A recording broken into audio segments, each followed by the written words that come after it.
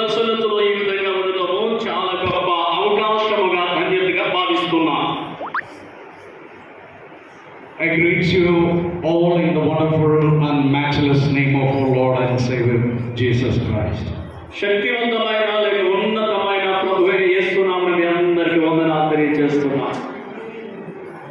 From last Monday onwards, we are working and ministering God's word and sharing gospel in different parts of Madhapura. ఆఖరి పోయిన మంత నుంచి ఈ యొక్క ఆంధ్రప్రదేశ్లో ఉండి దేవుని యొక్క వాక్యాన్ని పరిచర్య చేయటము జరుగుతుంది. And today it's our honor and privilege to be in this church and have fellowship with great man of God, Pastor Sudhagar and his brother Sachkumar and dear respected mother. ఈ విధంగా దేవుని యొక్క సన్నిధిలో మీ మధ్యకు ఈ విధంగా దైవజనులు సుధాకర్ గారు, అలాగే సచ్కుమార్ గారు, అలాగే వారి అమ్మగారు, మీ అందరితో మంచి సహవాసం కలిగి మీ అందరి మధ్యకు రావడానికి దేవుడు సహాయం కృపణించి ఉన్నారు. We came here around 10 o'clock. మేము ఈ స్థలానికి 10 గంటలకే వచ్చేసాం. And we were waiting here for you to come. మేము మీకోసం ఎదురు చూస్తూ ఉన్నాం. And we were really challenged that many of you have come with physical infirmities.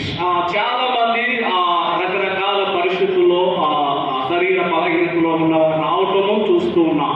Especially the old people, the fathers, those who are sitting in the back side. వెనకాల కుర్చీలో కూర్చున్న వారు వృద్ధాప్యంలో వారు ఉన్న శరీర బలహీనతలతో రావటం చూశాం. I especially appreciate your interest and your willingness to come to the presence of God to worship Him. మిమ్మల్ని నేను చాలా అభినందిస్తున్నాను. ఈ విధంగా దేవుని సన్నిధానానికి రావటము మీరు చూపిస్తున్న ఇంట్రెస్ట్ బట్టి మిమ్మల్ని అభినందిస్తున్నాను. And I also appreciate the youth and the children for their wonderful singing. అలాగే ఆ పిల్లల్ని అలాగే యవనస్తులను నేను అభినందిస్తున్నాను. వారు చక్కగా దేవుని నామాన్ని మహిమపరుస్తున్నారు పాడి. I think we are in the presence of Almighty God. మనము సర్వశక్తి కలిగిన దేవుని యొక్క ప్రసన్నతలో మనం ఉన్నాం. How many of you believe that the presence of God is with us? దేవుని సన్నిధి మనతో ఉందని ఎంతమంది నమ్ముతున్నారు? Hallelujah. Hallelujah. Hallelujah. Hallelujah. The Lord has blessed us.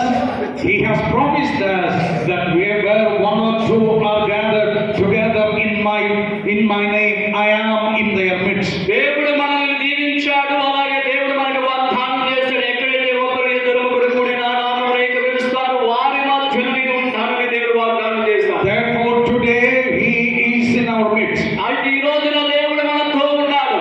Many people today going to see their God in different places, different mountains, searching for their God.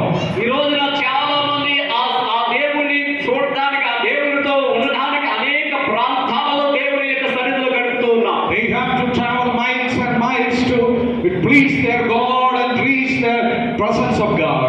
దేవుని యొక్క సన్నిధికి చేరాలని అనేకమైన కిలోమీటర్లు, అనేకమైన దూర ప్రాంతాలకు వారు వెళ్తూ ఉన్నారు.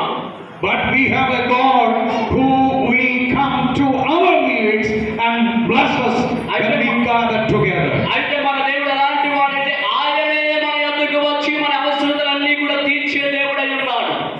Thank God for His presence in our midst. ఆయన ప్రసన్నతను బట్టి దేవునికి నేను వందనాలు తెలియజేస్తున్నాను. Today I would like to focus your attention on the last book of the Bible. ఈ రోజున నేను బైబిల్లో ఆఖరి పుస్తకమైన ప్రకటన గ్రంథము మీద నేను మాట్లాడబోతున్నాను. You all have your Bible with you? మీ అందరికీ బైబిల్ మీ దగ్గర ఉందా? మీ అందరికీ Turn to the book of Revelation. అయితే దేవుని యొక్క బైబిల్ గ్రంథాన్ని, ప్రకటన గ్రంథాన్ని మనం తెరుద్దాం. Revelation chapter 1. ప్రకటన గ్రంథము 1వ అధ్యాయము. I will be